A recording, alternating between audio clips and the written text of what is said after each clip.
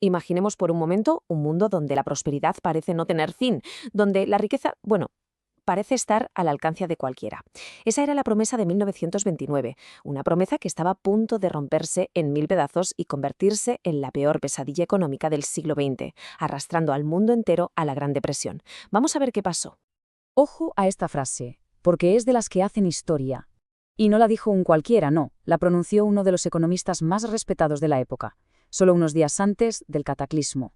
Es una frase que lo dice todo sobre la confianza ciega de una era, que estaba a punto de estrellarse de frente contra la realidad. Y esta fue la cruda realidad. Un desplome del 89%. Es que la cifra es brutal. En apenas 3 años, la riqueza de una nación entera prácticamente se evaporó. No fue un pequeño ajuste, no, fue una aniquilación económica en toda regla. La pregunta del millón, claro, es, ¿cómo se pudo llegar a algo así? Pues bien, para entender el derrumbe, primero hay que entender la subida, la euforia. Estamos en los felices años 20, una década que, sin saberlo, estaba creando el caldo de cultivo perfecto para una especulación sin precedentes. Y es que la escala de lo que estaba pasando era una auténtica locura. La bolsa dejó de ser algo de expertos y se convirtió en una obsesión nacional. El Dow Jones duplicó su valor en menos de 2 años y de repente millones de personas, muchas sin tener ni la más remota idea, se lanzaron a comprar acciones, convencidísimas de que era un camino seguro hacia la riqueza. Y claro, todo este fuego necesitaba combustible. Y ese combustible tenía un nombre que sonaba muy bien, pero que era peligrosísimo: la compra con margen. La idea, en el fondo, era muy sencilla y muy tentadora: especular con dinero que no se tenía. ¿Y cómo funcionaba esta trampa? Porque era una trampa, sí. Sobre el papel parecía el negocio del siglo. Pero, ¿qué pasaba si el mercado empezaba a caer? Ah, amigo, ahí el sistema se convertía en una espiral mortal.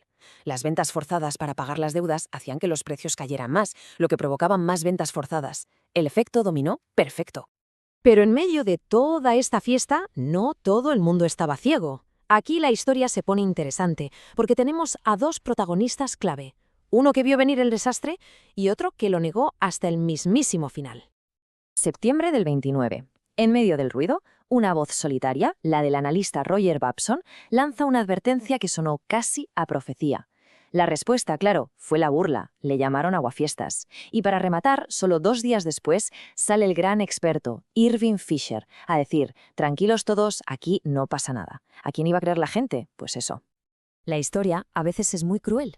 Fisher no solo se equivocó de una manera garrafal, es que pagó su optimismo con creces. Perdió toda su fortuna personal, el equivalente a millones y millones de hoy. Es el ejemplo perfecto de cómo hasta la mente más brillante puede quedar atrapada por la psicología de una burbuja. Y con este panorama llegamos al momento clave, el clímax de esta historia. Octubre de 1929. La semana en la que toda esa ilusión, todo ese optimismo, saltó por los aires. El pánico empieza el Jueves Negro, pero el golpe de gracia, el día en que el suelo desapareció bajo los pies de Wall Street, fue el Martes Negro, el 29 de octubre. La escena tuvo que ser dantesca. 16 millones de acciones vendiéndose a la desesperada. Todo el mundo intentando salir a la vez, pero ya no había salida. El valor, simplemente se esfumó. Y para empeorar las cosas, la tecnología de la época falló estrepitosamente.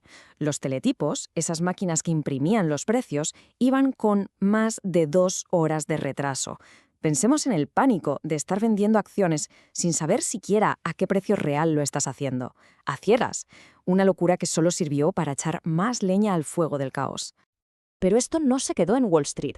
No fue solo un problema de números en una pizarra. La onda expansiva del crash estaba a punto de arrasar la economía real, la vida de la gente de a pie, desatando una década de miseria a una escala nunca antes vista. Para 1933, esta era la tasa de desempleo en Estados Unidos, casi en 25%. Pensemos lo que significa: 1 de cada 4 personas en edad de trabajar sin empleo. Casi 13 millones de personas. Y luego esto, 4.000. Es el número de bancos que quebraron, que cerraron para no volver a abrir.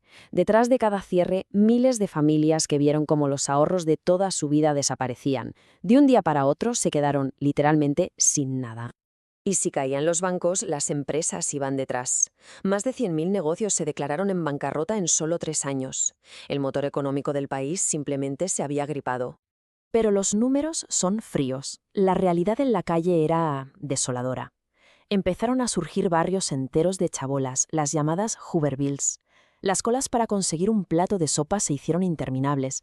La desesperación era tal que las tasas de suicidio se dispararon. Esta era la cruda realidad del día a día para millones de personas. Y por si la catástrofe económica no fuera suficiente, la naturaleza también se cebó. Una sequía terrible, combinada con malas prácticas agrícolas, creó lo que se conoció como el Dust Bowl. Las fértiles llanuras se convirtieron en un desierto de polvo, forzando un éxodo masivo y agravando todavía más la crisis humanitaria. Y claro, en un mundo que ya estaba interconectado, era imposible que esto se quedara solo en Estados Unidos. La crisis cruzó el Atlántico y se extendió por todo el planeta como una auténtica pandemia económica. Estados Unidos, en un intento desesperado por protegerse, retiró su dinero de Europa y levantó enormes barreras comerciales. Un error garrafal. El resultado fue que el comercio mundial se paralizó. El desempleo se contagió al resto del mundo y en algunos países, como Alemania, llegó a ser incluso peor que en América. Un desastre a escala global. 25 años. Eso es lo que tardó el mercado de valores en recuperar el nivel que tenía antes del crash. No unos meses, ni unos pocos años, una generación entera. Un cuarto de siglo perdido solo para volver a la casilla de salida. Tremendo.